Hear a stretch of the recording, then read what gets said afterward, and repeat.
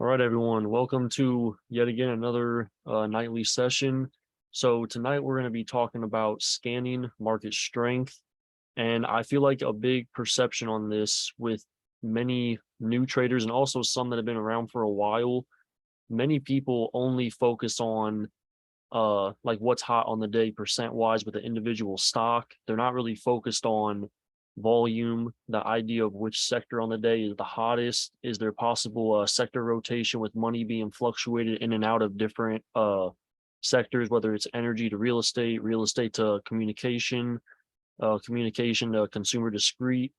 There's a lot of little things you can look for and find strength in ways that it may look weak compared to other things, but it actually has like that slight edge when you base it off the volume and looking at the heat map just to see what stocks are hot on the day and if they're in that exact sector that may be more green than others. So I took a screenshot of the heat map, which I'm going to pull up in a second in case you guys have not seen that before. It basically just shows the major stocks in each sector, and there's 11 sectors in the total market, and I will show you guys those in a second. I just want to basically show you guys another perspective on how to find like where is all the buying going? Where's all the people that have the big money that make the market move the way it does? They're focused on individual sections within the market. It's not like they just trade whatever and certain stuff goes bigger than most stocks. Some sectors go bigger than others. Tech may run, energy comes down. Maybe some days communication and tech go up and then consumer discrete comes down. There's always like something to look for. A lot of stocks are in multiple sectors and majority are only in just one sector alone. So you can find strength in numbers within each sector, if I can say that in a shorter term. Every sector has, which I'm sure everyone knows most of this stuff, most mentorships and other traders talk about this, but every stock covers a certain percent of each sector, whether it's Apple, whether it's Amazon, Nvidia, Netflix, or Tesla. Every stock owns a certain percent of the index capacity. So when we're going through each of these sectors, if you guys want, I can give you a stock from each one. Most of them are not very good when trading options. There's a lot of sectors that don't have hot stocks with options that are like worth the volume or even worth the headache to look at. I know material sector is one of them. There's not many stocks within the material sector that has a lot of volume on option contracts, but it's nice just to have a rough understanding as to like what stocks are in each sector. So when they are running or when specific stocks are running, you can use that company's overall goal or just the overall purpose of what they do and find stocks that basically correlate that may be lagging behind. So say, let's go with Amazon for like e-commerce, for tech, for communications, whatever you want to call it. Say another e-commerce stock or tech stock is lagging behind Amazon, but the overall sector is hot. No matter which one you're looking at that involves Amazon, you may be able to find like a lagged stock that could catch momentum that will like lead into what Amazon is currently doing in the market. So it's about trying to find like that hidden gem practically, using the biggest overall market, scanning it, finding where the volume is, where's everyone like looking at, where's like all the buying pressure going. Find something behind that's not leading the way that's going to end up like coming up in second place or surpassing and being the hot stock on the day. So I'm going to switch over to just a quick picture of the heat map from today. I screenshotted this after the market was closed just so you guys can see like what this really is. Has anyone in here, like, have you guys seen the heat map before? Does this look familiar to you, or is this like the first time you may have seen this before? I know like everyone talks about this and not many people use this to like their advantage. They tend to just focus on like stocks on the day, whether it's Amazon, Apple, Microsoft. If you're looking at the bank sector for finances, this is the main thing that I like to look at. And I have the sectors on my watch list for the charting app that I use. And I literally look at this every day to see what's hot in pre-market, what's hot at open, what's losing steam midday, maybe what's looking strong end of the day that may have started off cold to open up the market. I'm trying to find like what's the next move, not just with the individual stock, but using a sector base to find, okay, what's the hottest stock within these sectors? Find that, because many people, if you're focused on finances, JP Morgan, Bank of America, Wells Fargo, those are like the well-known finances. not many people, when you think of banks, they're going to be putting money into a few of these that, like me personally, since I'm not on the actual website, which is Finviz, I think that's how you pronounce it, FizViz. You can put the mouse or the cursor over these individual companies. It will give you the name of them, how much they're up on the day. It will give you a quick background. If you click on it, it will give you more information. But when I use this to my advantage, I'm only focused on the major stocks within each sector. If they're leading the way, I usually don't end up chasing them, but I try and find like the second or third top stock that could possibly make that move to catch up to what's leading the sector overall. So when looking at like technology, the biggest thing people notice, Microsoft, Apple, Nvidia, AVGO, you're focused on the bigger ones. And if I'm seeing momentum moving in those majors, and there's other stocks that are still like big companies, but they're not like the eye catchers, I'll look to see if they could catch momentum and basically follow the move that's already happened for the major companies. I also like to look at the volume, the average monthly on each stock. You can use that to scan to see, okay, is the volume heavier today than the average? Is the volume less today than the average? Like, is that why it's not moving as much? Someone said, yeah, that's how I caught oil longs. Energy was up. You can use, just like what Mitchell said, you can use this kind of stuff to basically like catch the move, to figure out what's hot on the day. It makes it a lot easier, I would say. It makes it very calming. You have a visual perspective when you pull up this heat map just to see what's hot on the day at the specific times of the day. A lot of the time, a sector can be super hot to start and it can slowly fade off, and another sector can basically like pick up the steam. And maybe it's because the volume switching over, the sector rotation on the day is just flipping from maybe technology to energy or financial to the healthcare. I try and use this to my advantage. And many people, like I was saying earlier, they just focus on like what stock is hot on the day, not realizing like what if Google's super hot on the day, but the overall communication services sector is very slow. It's red on the day. Could Google pull back? Could the overall sector heat up and follow Google? So you want to find that next stock that may be low on the day, and it has like that chance of a probability to push midday. You're not watching it at the moment because it's not on your radar, but you can find where the strength could possibly be leading into. It makes that risk lower because you're not going to be chasing like the main stock that's moving in each sector. And that's kind of like what I try and like stay away from. Stuff that's hot on the day, I don't want to chase what's already up where I could have caught it at a cheaper price, whether it's the option contract or just trading shares in general. So we're going to go into basically just the names. And this is stuff that I would say is very not boring, but it's just terminology stuff. Many people that don't know like that there are sectors, maybe you do know there are sectors. Some of these are not very important to really try and find like an edge with. And when I say that, it's only because when you're focused on like the major companies, you're looking at consumer discrete, you're looking at consumer staples can also be a major one with Coca-Cola, but technology, the financial, the energy sector, and communications.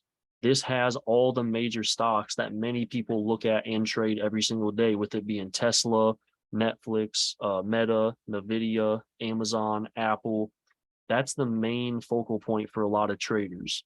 So with everyone looking at the bigger companies, that's when I take into my consideration, what can I find that may be like lagging behind that many people aren't going to notice until it catches that steam. I want to try and catch it on the bottom before it gets the attention of other people that wait to see the move happen. I want to catch it in the momentum phase when many people don't want to like take action with it. So if we switch over to the charts now, I want to show you guys basically visuals of two different sectors, one that's extremely hot, which many of you should already be able to guess. I mean, if you guys, I guess we can play a guessing game, which some of you are going to probably get this, other may not even know if it's a sector or not.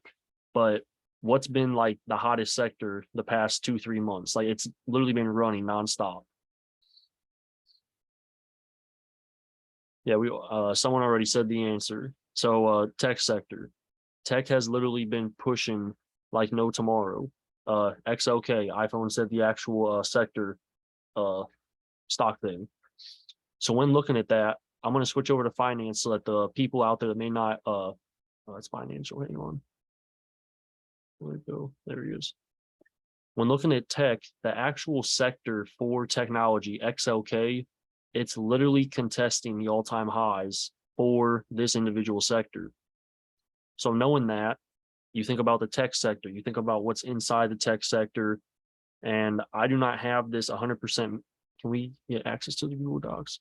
If you guys want access to the Google Docs, I can provide them, or I can just basically post the copy of it in the Discord. You can download it if that would work as well.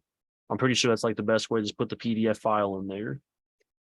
A lot of these things that I type up, I can go back to other lessons as well and type in stuff that I've had and then repost in the Discord so you can have it.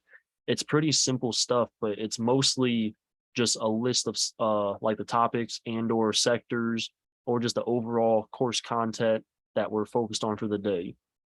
When we're looking at the sectors, going off of the actual tech sector, I'm looking on this on my phone just so I don't have all this memorized. There's like main 6 to 7 stocks in each sector, like the main ones that have like the bigger corporations. When looking at XLK for the tech sector, we have Microsoft on top, Apple second, Nvidia, Broadcom, Salesforce, Cisco Systems, Adobe, AMD, and then we have Oracle in the last for like the top in that area. When I mentioned that to you guys, the biggest thing like for me when I hear that is chip sector, like the chip stocks, semiconductors, AMD, Nvidia, everything has been hot in that. So when you look at the actual tech sector, it usually follows suit. It's like a mirrored image of how they're all running. Microsoft's basically all-time highs, Nvidia all-time highs, Apple all-time highs. They're following suit. So if we switch over, let's say the energy sector now, you can use this charting and basically just a visual off the daily for both energy and the technology sector. You can see how energy is not pushing. It's not as strong as how tech is. So could energy, like we've been seeing the past few days now, it's trying to catch steam. You can use all the same charting strategies that we do for like the Sunday chartings for your individual stocks that you chart. You can use the same method and terminologies when using that stuff on sectors. Every sector usually follows the stocks within, and or vice versa. The stocks follow what the actual sector does when it pushes, when it drops. So I like to keep this list on the side that I have with the watch list. I have a watch list literally for the sectors, for the VIX, for uranium, SPY, S&P, QQ, the US dollar, the Dow Jones, and even Bitcoin and crypto. I want to have an overall perspective on basically everything possible in the market, that if you categorize everything, I have it all available on one watch list. That gives me a very quick edge, and it makes time really like be saved because I don't have to look up and search everything every day. This is the first thing I see in the morning. I always look at this during the day, and I have a gauge on the market and what's actually happening. So if we open up, let's take this down to let's go 5-minute. Looking at energy, we've been obviously running upside the past few days. If we switch over to another, let's say technology, we've pushed and we're kind of just like stagnant now. So like it's losing steam. You can like use this visual to find like what is next. The same way we chart stocks, where we chart like all-time highs, when we chart regular companies to find entry points, you can do the same thing with the actual sector. It gives you a perspective. What's the overall sector looking like? And if this does fail to set up, even though tech may look like it's sitting, not doing much, if we switch over to an actual company that's inside that sector, like AMD, we've dropped off and we're holding at support, even though the actual sector for, hang on, let's switch over. There we go. To the tech sector, tech is still holding basically at highs, even though AMD pulled back. So I'm looking at stuff from multiple perspectives. I'm looking to see if I can correlate the two with the sector and also the stock within the sector. I try to use like that mirrored image in basically everything that I do, whether it be the option contract to the stock chart to the actual sector, maybe the overall S&P or the SPY or the QQQ. I want to know like where is everything going? The buying, the selling, where are all the eyes at? Because I want to be involved with where the money is flowing, not just where it's already been, and then trying to catch the next leg on that move. So when you're focused on the overall economy and everything else that involves that kind of stuff, everything flows in a rotation momentum. As money is bought and pushing up one sector, all that money is not going to stay there and just sit like an investment. It's going to be sold off for the profit, and they're going to fluctuate it and slowly put it into like the next filtration system of what sector they basically want to see push, or what they think is going to be the next go-to. Like, what's the up and coming? A lot of people try and like make a system of like the rotation of the year with the months that each sector is pushing, and I'm not too interested in trying to like follow a system or follow a cycle of rotation. I'm just looking at the average volume every day to see, like, is one peaking more than it does? Is there one that has less volume that's still pushing upside? So I can basically see there's less volume, but the buyers are increasing outside of the selling pressure. I'm using all this to gauge the market. And that's why I never rush into anything, because if I'm looking to play, let's say Amazon or Apple, I want to see what the sector is doing before I just enter into the stock. I want to see what the SPY is doing. I want to see what the NASDAQ is doing. I want to see if the VIX is down. I'm using all sectors, all indexes for confirmation, for me to have a bigger disciplined mindset to like tell myself this has the potential to make a move that I need to happen. Is it possible that Amazon's sitting and the consumer discrete is pushing upside? You can use that in your thesis. The sector's pushing, Amazon's holding support, so it could catch momentum since the sector's running. You can catch that edge. So many retail traders, they want to see the move happen before they even start looking at the stock. They want to see the breakout happen before they start looking at the stock. Why not try and catch it as it's forming, or as it's trying to make that headway into where people are going to start noticing the move? You're already up in profit, or you at least have your eyes on it and you're preparing for the move instead of just blindly jumping into it. So with sector rotation, and I try to type and talk, but this is kind of difficult.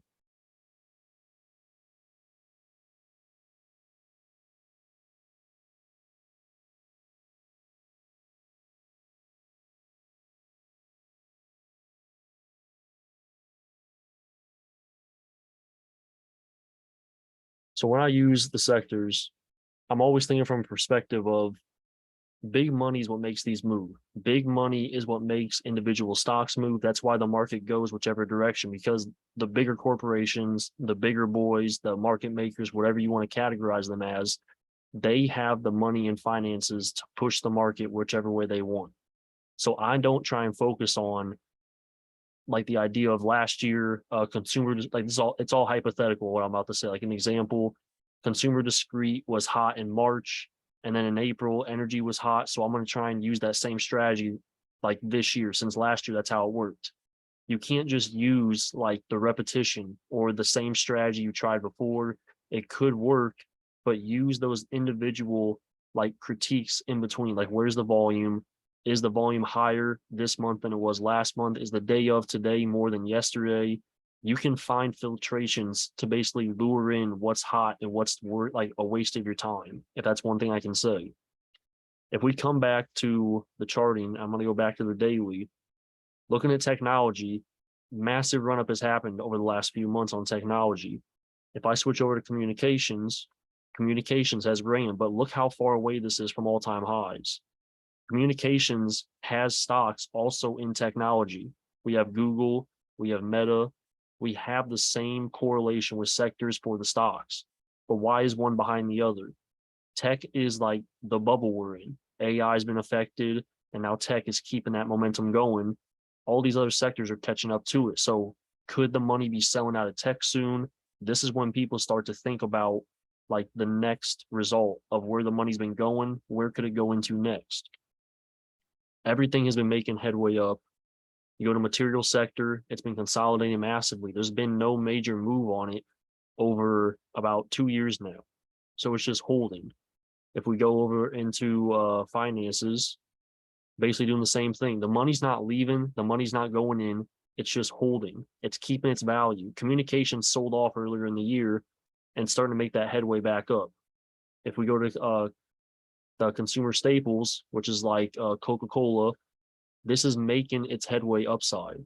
It's been in a straight uptrend, but it moves very slow. There's been no major pullback on this sector as a whole.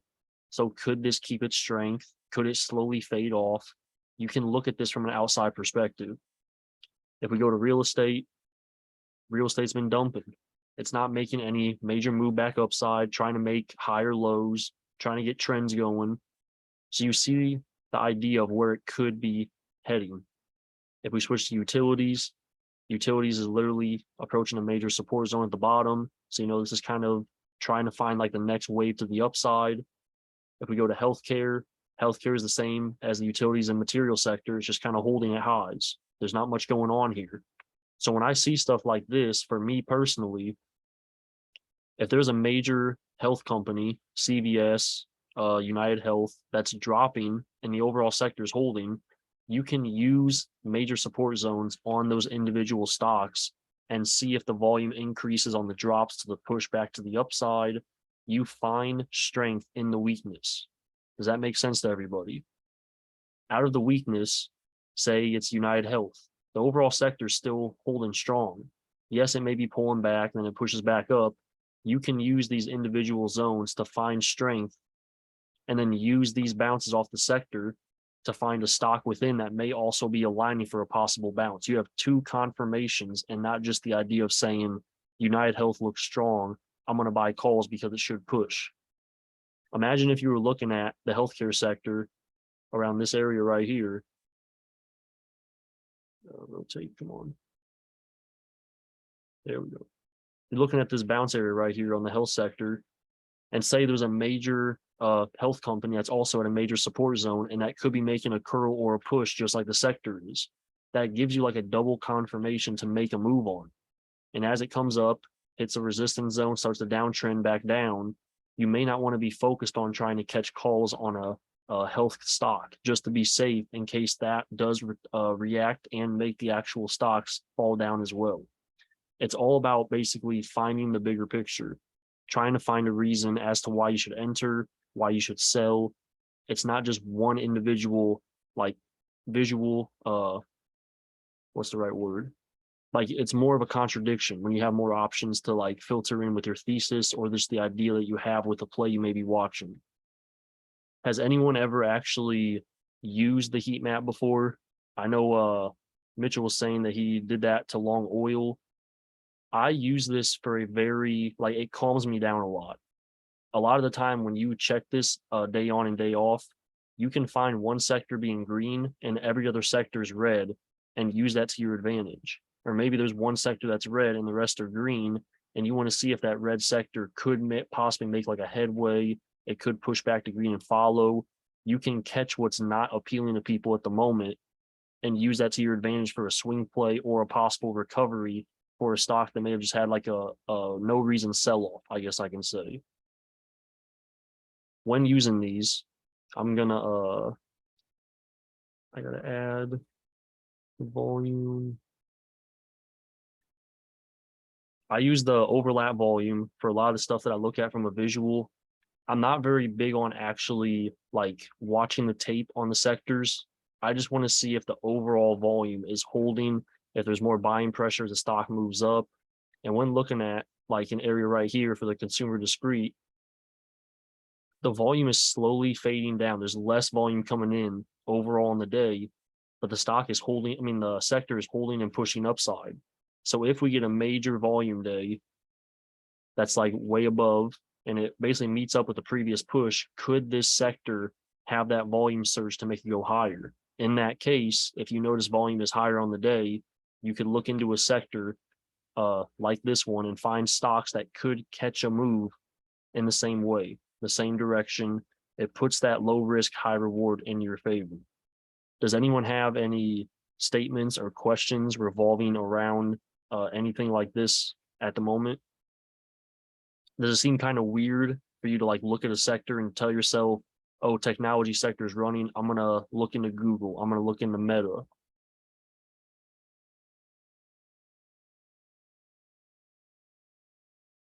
Let's see if anyone has anything to say about this. I'm curious to see if anyone actually uses this. Most of the mentorships Hey, that I've personally taken. Yeah, let me hear. I know someone wants to talk. hello. Yeah, what's up, man? Oh, hey, y'all. I'm not just powered by the way in the Discord. Yeah. Oh, So I'll just give. Yeah. So let me just give my 2 cents on that. So I don't use it as much as I used to because I would just trade like a bunch of. It was like 3 or 4 stocks that I knew I would trade, and then I would trade like the indices. I like Spire, QQQ, or whatever, SPX. But recently I have started using that, especially in this big consolidation this market's been in, because especially I've been noticing with Spy's been having non-correlating days to the Nasdaq sometimes, and then sometimes they're correlating the opposite way, and then you're asking yourself, what's really moving Spy? And Spy's been in this real choppy big range. A lot of them's been individual tickers, and that's how I was able to find out about, like, when I saw energy was up for a little bit. Then there was I can't remember, early in the year there was a lot of solar stocks that was moving, and then I used that to find like oil. So that type of stuff, it does help, especially in this big consolidation market that we're currently in. So I have been using it a lot more. So I appreciate you sharing that, bro. Because I mean, just like you said, like, and obviously you're trading stuff to your advantage. And I've seen you post plays. Obviously, I know you know exactly what you're doing. You chart good. You wait for the main levels. Has anyone ever like used this? Most mentorships, people teach this stuff or at least show it. I'm not sure if they actually use it, but literally, I have a watch list dedicated to only indexes, the major stocks. Everything else is filtered into a different watch list so that I don't really get distracted from the bigger picture of each of these individual sectors.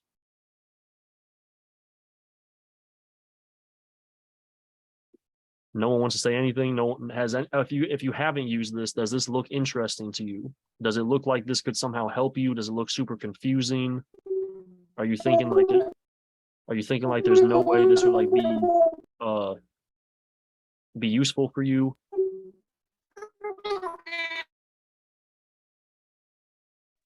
Confusing for me. So what exactly, Millie, makes this kind of confusing? Is it just the idea of like, how do you know when it's actually like the hot sector on the day, or just knowing like what's the best one to look at for the day of? I've used sector watch list before. It will help for sure.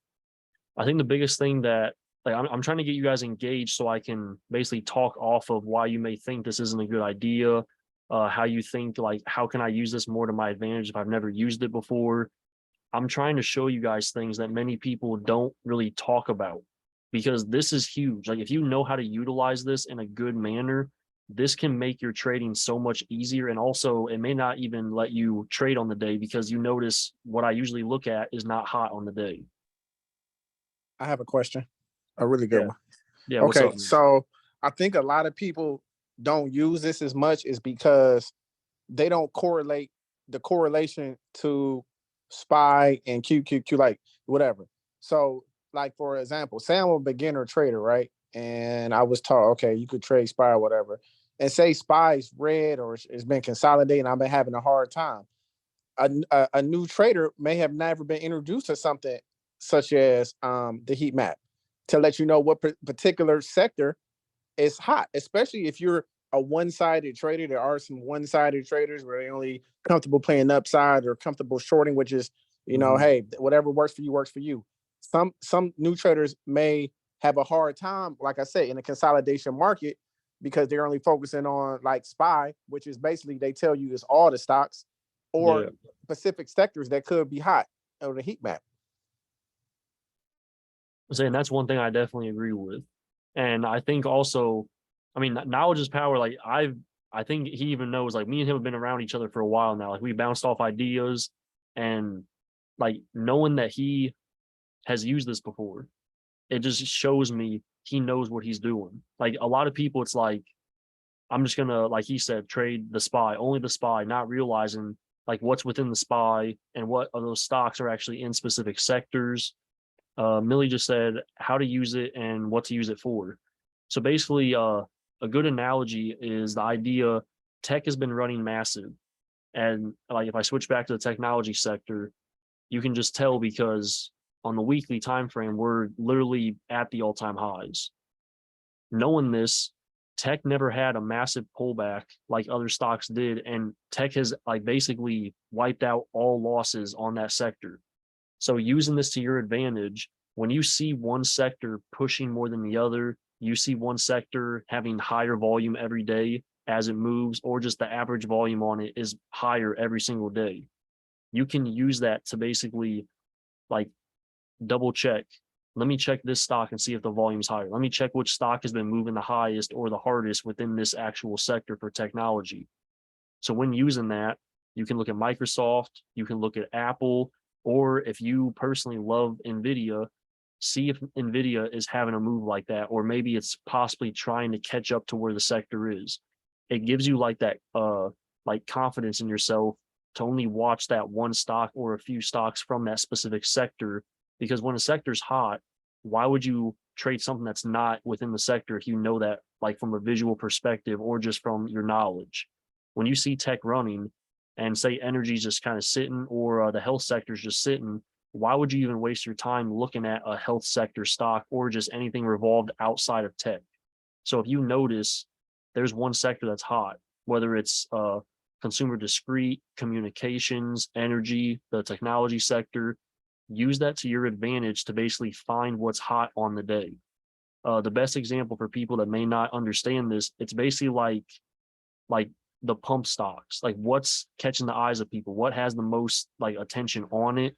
You want to look for that kind of stuff, because when using the actual sectors, you can catch moves with continuation.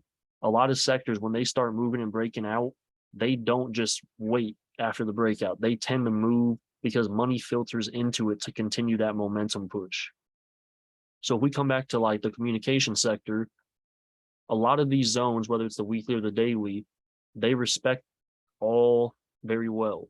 Everything is very respectful, and you can use these areas, possible rejections, a breakout and send, and correlate that to an actual stock within the sector. So if you're looking at communications, maybe you want to watch Google, maybe you want to look at Meta. If you don't personally watch those kind of stocks, like still talking off like what Millie said, like how to use it, find a stock within the communication sector that you've traded before, or try and find a stock that you've used and see if that sector is hot on the day. Maybe it's slow. A lot of the time, stocks will run and the sector will sit, like a stock within the sector, and the stock ends up pulling back to match where the sector is before close half the time. So like you can always like reassure yourself, if I buy this stock now, could I possibly be chasing it because it's like more green on the day than the sector that's actually in? It's kind of like a correlation, a back test, sort of say. Spoiled Sports said, I knew about it but never used it. I want to know more about it. What exactly are you curious about with it? Like how to actually utilize this in your favor? Or is it kind of like you don't want to, how can I say, you don't want to force a play based off you think something's going to happen? Because I know a lot of people, they already struggle with the idea of finding proper entries on stocks, maybe even finding proper levels.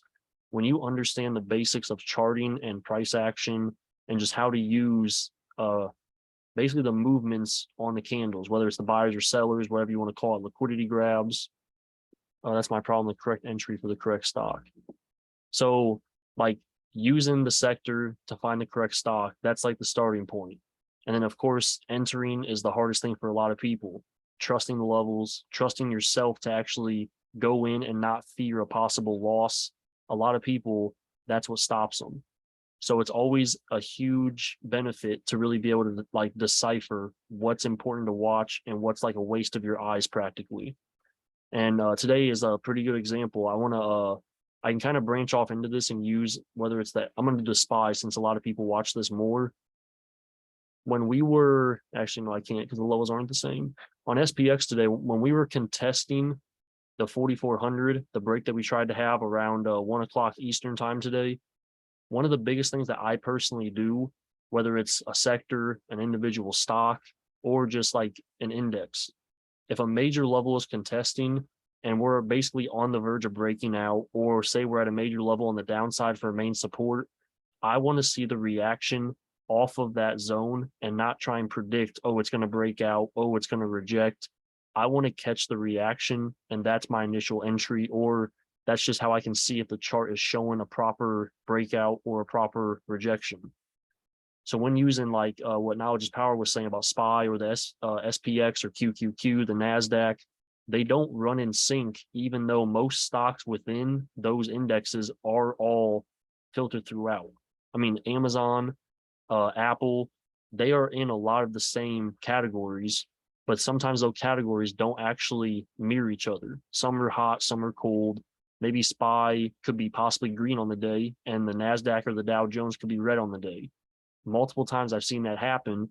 And my first instinct is, okay, I want to try and like find why one of these indexes are weaker than the other, even though they basically carry the same overall perception of the market. When doing that with the actual sectors, you can find what's hot and limit what you're watching and only focus on what could give you that best risk to reward scenario, low risk, high reward.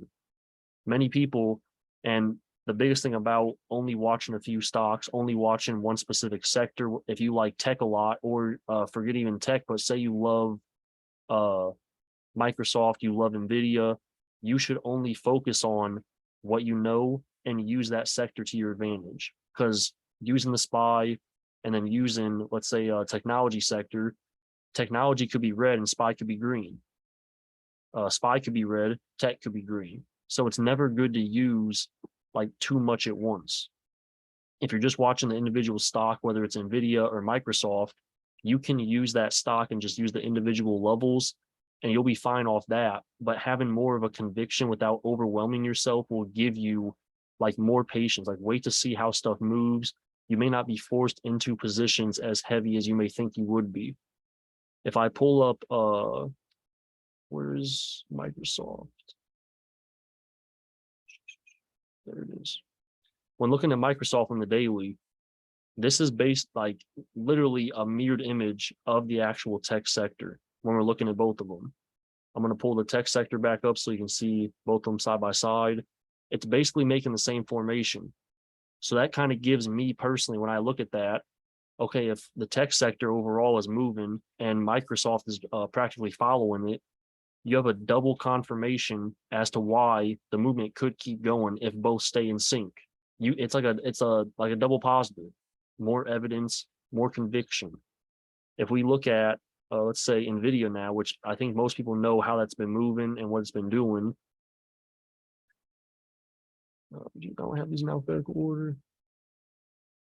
There we go.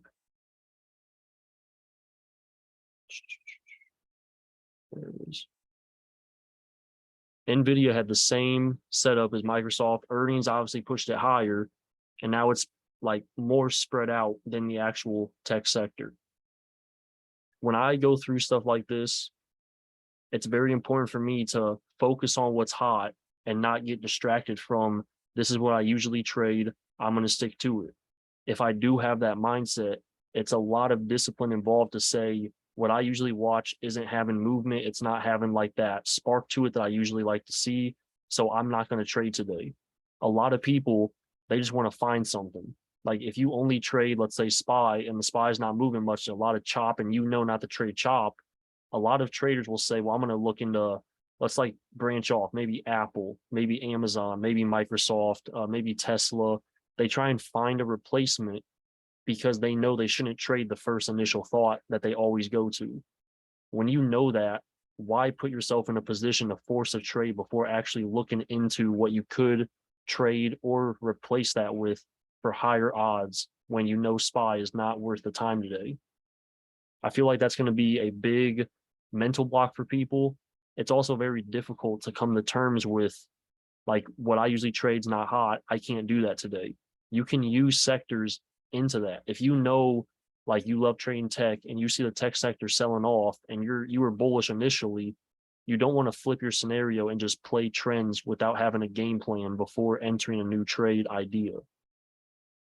Does anyone like the idea of when I said you trade something that you always trade is not looking good, so you kind of just find a replacement. You know you shouldn't do something, but you just want to put something else in there to like look at. You want to get money You want to make a trade just to feel like you did something today. You're not really following where the strength in the market is. You just want to put money in and hopefully get a return from it. Has anyone ever done that before? Most that do this, and I'm a victim for this in the past and still do it sometimes, I end up red half the time because I don't take into consideration, is this actually a strong stock? Is this actually going to benefit me? Maybe I should just walk away and accept the fact no trade is the best trade today.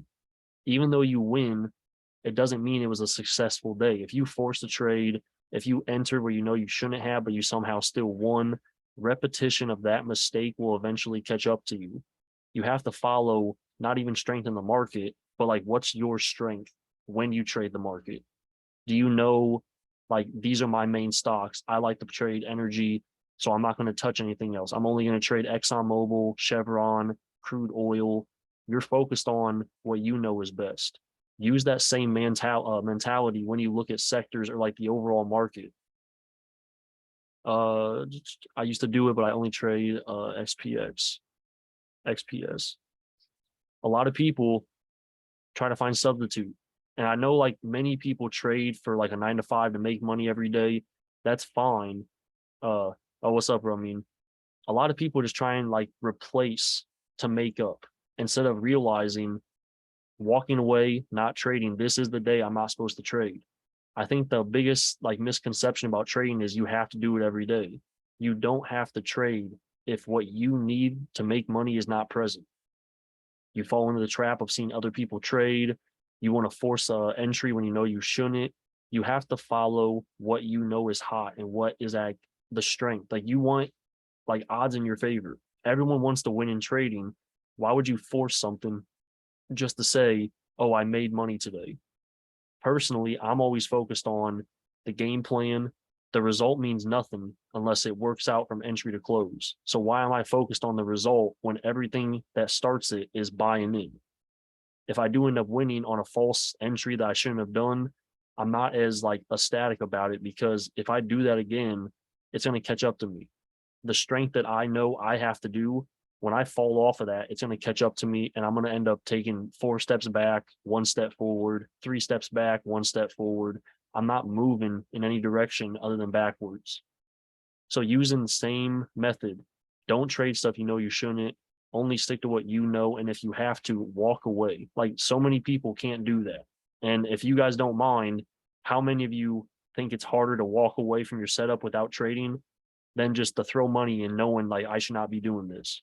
A lot of people, I feel like they just throw money in because they don't want to walk away. They'd rather just like feel like they did something, not realizing when you don't trade, you're doing more than you think you are. It's hard to walk away most times. There's 22-ish people in here. How do you guys feel about like not trading on the day? You know what your strong suit is. It's not there. Maybe if you've never traded before, why do you think that you wouldn't be able to walk away? Have you ever seen someone like upset when they lost, but you didn't realize why did they lose? Not the idea of they just lost, but did they not follow their plan? Did they fall off their initial setup and they just forced an entry and that's why they lost? All that stuff can be avoided. Hard because I'm working. Didn't do it today. Getting better at taking a step back. Fear of missing out if I don't trade. I'm good. Learn the hard way, except to walk away. As you guys progress in trading, you'll notice things from the losses, obviously. When you have wins, a lot of people don't tend to like review what they did, because success to most people speaks more volume than what you learned in the process of it. So when losing, that's when you figure out, if I don't do this again, I'm 1 step away from never having a loss again. Every time you lose and you readjust that process, you're taking out another scenario. If you don't fall back into the trap, you're not going to repeat what you just did to lose. That's why every time you lose, it's kind of like a blessing in disguise if you don't risk too much, because you're learning what not to do while risking little money in the process. And if you guys want, take your strength, like what you do. Like a lot of people here, like what Knowledge was saying, they only trade SPY, they only trade energy and oil. Use that to your advantage. If what you only trade, if you only watch Amazon, if you only watch Apple, Tesla, and SPY, if those aren't looking good, or you're not seeing what you want, Don't fade off into another sector or another stock you've never looked at or you looked at 2 months ago. Anything can change and like mess with the outcome of what you want. Not trading, the best thing about that, you have the same amount of money you had today that you're going to have tomorrow. There's nothing wrong with that. There's like no point in being upset for not trading because the same money you had now is available tomorrow.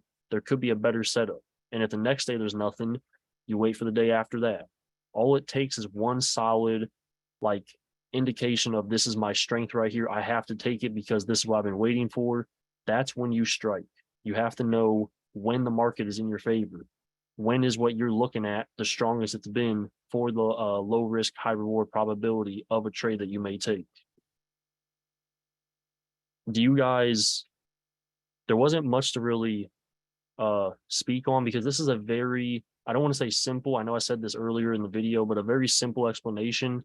The heat map looks very complex, but when you really break it down into like putting the main stocks in each sector to understand, wow, this makes a lot of sense. Or wow, when SPY's green and Apple's green, technology tends to be green. Like you start to find like pieces to the puzzle are being put together, and you can slowly form possibly a new system of trading to have no emotions when you enter.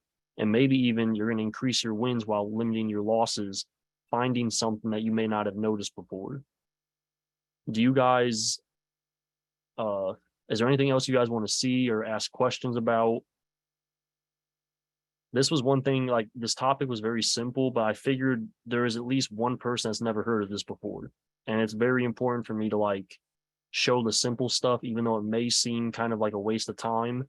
But when you actually dig into stuff that seems simple on the surface, you find things that you've never thought about before. And maybe even now, after seeing this, you may actually look into, oh my gosh, like Microsoft and let's say Nvidia are pushing heavy today. Let's see if the sector they're in is also pushing heavier than the other 10 sectors that are available to look at. And if you notice like that sector is pushing, holy crap, well, what if next time I look at energy sector and that's the hottest sector on the day, and ExxonMobil and Chevron, maybe they're like delayed in the process of pushing green. You can look to see if it has that momentum surge or volumes increasing, and that gives you the edge that you could have. RC said, how's SPX QQ chart looking tomorrow? More upside? Personally, I think we're going to break highs from today tomorrow. That's just how I feel. I've been preaching to people with tech staying hot and the fact that a lot of tech stocks are in the S&P, they are in QQQ. Until tech has that rejection, which as of now, the sector is literally going to break all-time highs if it doesn't pull back, the market's going to keep running. Majority of the market index is tech. And if people haven't noticed, that's kind of what the world's coming to is technology. So knowing that and understanding like majority of the SPY, the S&P, QQQ, it's mostly tech stocks. Do you usually check QQQ or SPY prior to entering a ticker? Is that a ticker that is in one of those? So before I trade, and if you want, I can show you guys my little setup I have. So this is like my go-to when I'm looking at just one stock at a time on the day. I always keep the SPY chart open and in front of my face. I want to see what the overall market's doing because a lot of the time when you're trading a major stock, it's more than likely going to correlate or at least try and follow what SPY is doing. Many stocks don't follow, so you have to understand back testing and figure out, okay, if I'm looking at AMD, does it usually follow SPY? Because NVIDIA can be pushing and AMD can be coming down. There's always like an intertwine or a contradiction. So for me, I like to look at SPY before entering anything because if the market's hot and I'm looking at, say, Microsoft, Google, Amazon, Netflix, Tesla, if that's trying to make momentum, trying to push upside and SPY's breaking high of the day, it's kind of like, okay, it gives me that like at ease mindset that SPY's pushing and these stocks are trying to get momentum. They could catch up to where SPY's at. So I try, it's not like a guarantee, but I like probability. I like to have my mind at ease. I like to have like a more variety outlook on things. And I like to use multiple, like not contradiction, but like attributes to a setup that I like. I try and find more than just one reason as to why I should buy in. Uh, if I only use SPY, what other sectors should I have to observe SPY? So me personally, I'm gonna pull this up on my phone just so I don't speak out of hand with this, but I'm pretty sure the SPY's main stocks within Apple, Microsoft, Amazon, Nvidia, Google, Meta, Tesla, and United Health. So out of all those stocks, yeah, so Mitchell just answered the question basically. They're all tech.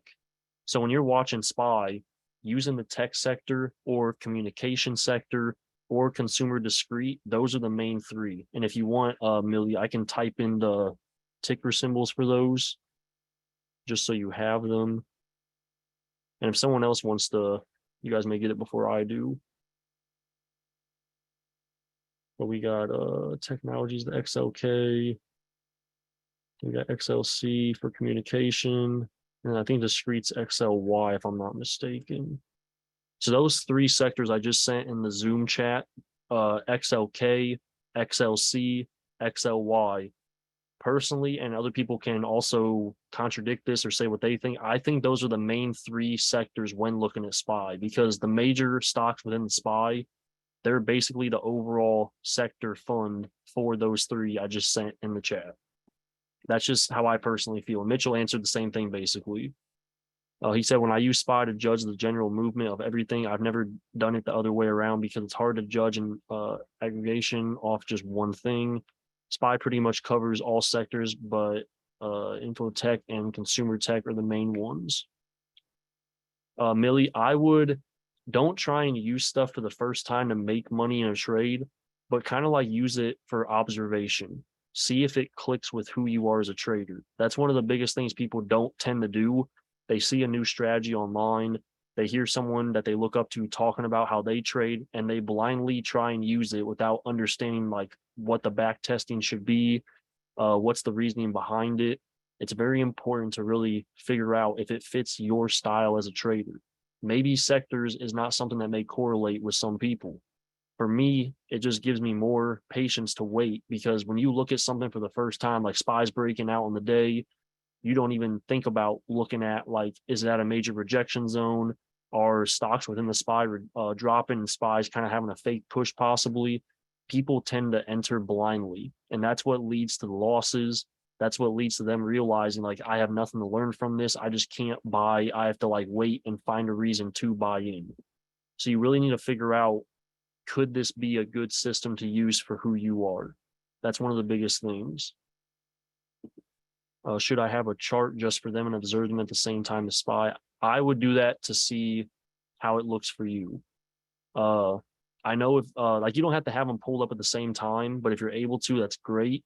But kind of just like, if you see on my screen, you're able to see just the percent change in the individual sectors. Like when we're looking at this, we can see what was red on the day, what was green, what barely moved, what was the hottest on the day. So we can use all those to put together. Material sector was the hottest sector on the day, from what from what I just saw. Oh no, finance was. The financial sector was one of the hottest sectors on the day, which means PayPal, Square, possibly Visa, MasterCard. So then me seeing that, I go and check these stocks. I don't trade them, but I like to see, did they follow the sector? That's when I do some back testing. Okay, last time financial pushed this heavy and say something else was red, could that be a flip with, now it's going to be green for the red one tomorrow and the finance may have a pullback? I use that to kind of put into perspective. Visa, JP Morgan, Wells Fargo, biggest movers today. There we go. So does anyone else have any questions, any concerns, thoughts, anything outside of this topic that you want to ask questions about as well? Yes, you're welcome. You're welcome. Any questions you have even after this, don't be afraid to reach out and ask, because this is one thing that may take time to figure out. And as you actually utilize it for you, you may like see something and want to ask a question. Tesla chart for deliveries, Q2. Let me pull up Tesla. Let me go back to my individual. So I'm gonna stop the recording here, you guys. Does anyone have any last minute questions over sector rotations or how to find strength in the market? Do you guys understand how to like look up what the volume is on the day for stuff? Emil said, what's your favorite time frame when looking at charts via sectors? Personally, I like to look at the major time frames. I kind of chart the same way. So if I'm looking at let me get this loaded up, I'll give an example real quick. So if I'm looking at energy sector, if I'm on the 30-minute, I don't really see too much. Like it looks like it's trying to break out. We have this resistance approaching on the energy sector. So at this point, I want to go to the daily or the weekly to basically see like what's the bigger picture doing. If we look at it from this angle, we see higher lows are slowly trying to form on this sector. So could we break out and make a higher high and keep this trend going? I try and use the bigger time frames because I like to look at the bigger moves on positions. I'm not too big on scalps because the bigger picture is what makes me and is what fits me as a trader.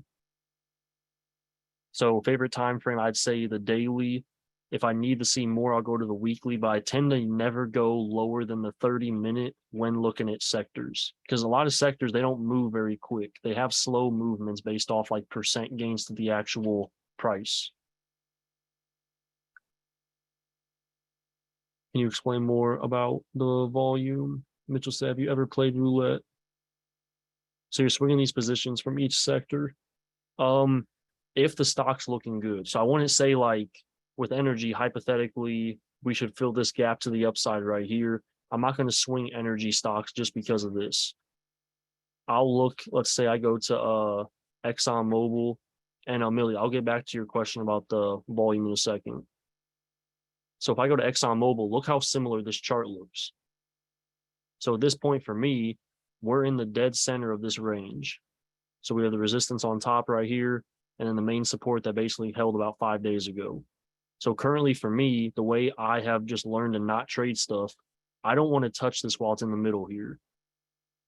And the reason for that is because it's kind of like a 50-50 shot. If you're going off momentum and the consolidation that's pushing and breaking out, calls is the observant choice that you'd make. But when looking at from a perspective of how much higher can this go, could we reject in the middle of the zone where we have before on intraday pushes, slight pullback, and then we make that move to the rejection zone?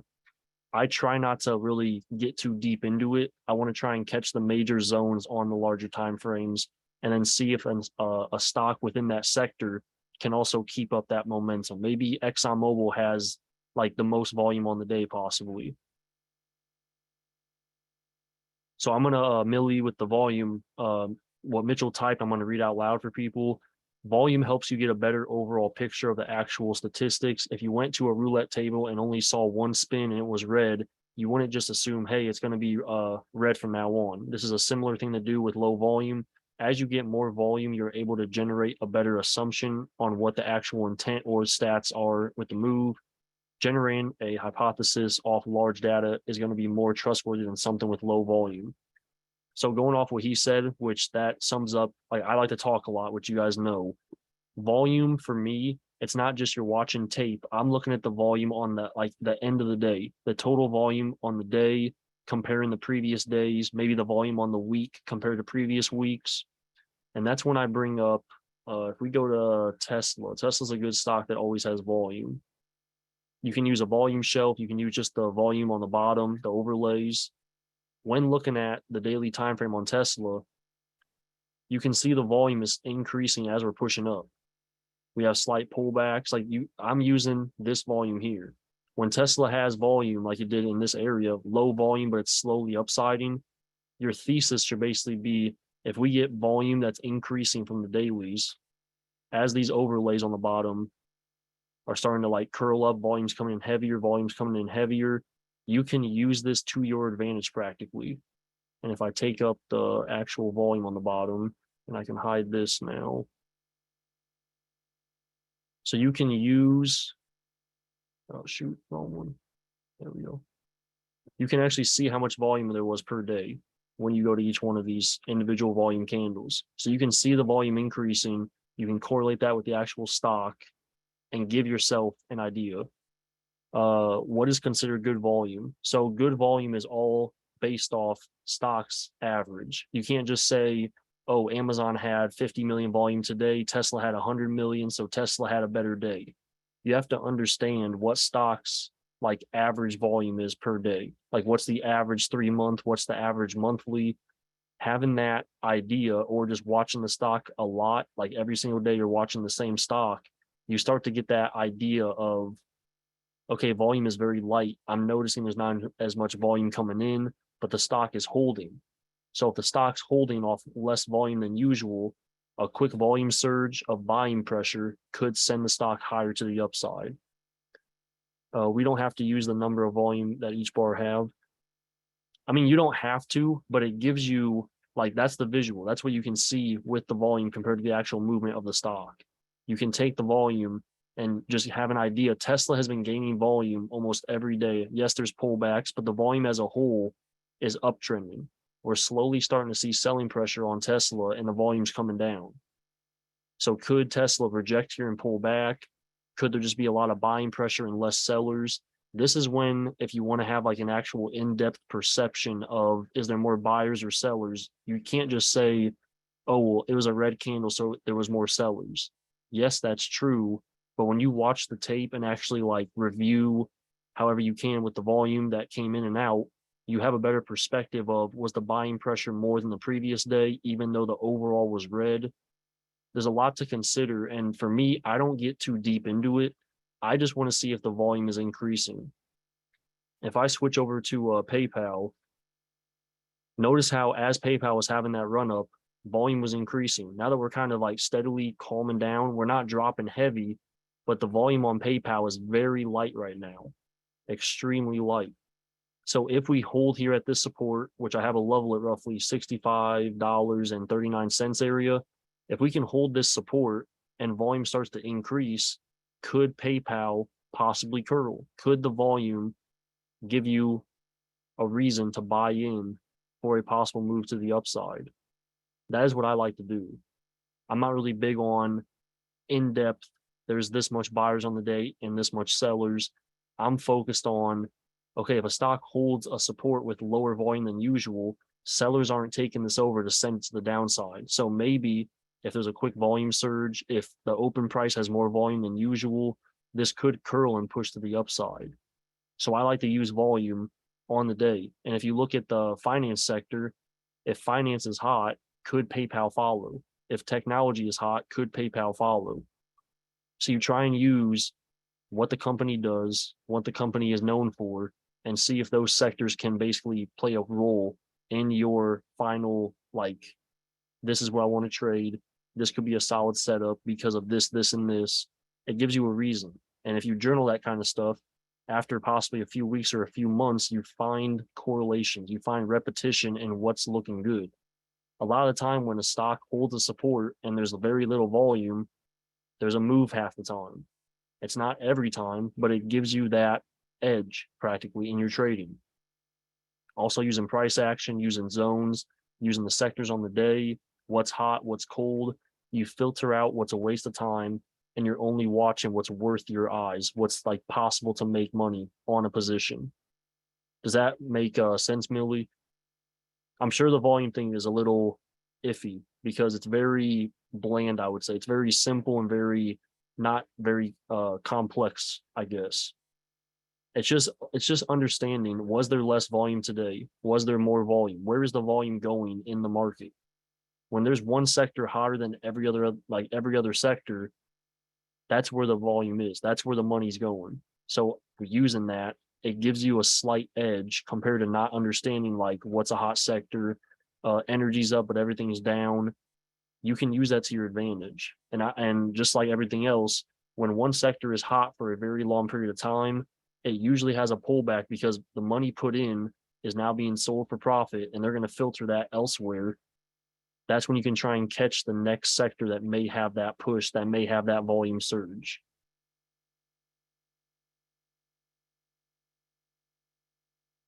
Any last second questions, you guys? If not, I can pause this and we can just chop it up for a few minutes if you want to. Talk about today, talk about trades you guys may have taken. I appreciate you, Scott. I think we're gonna be good.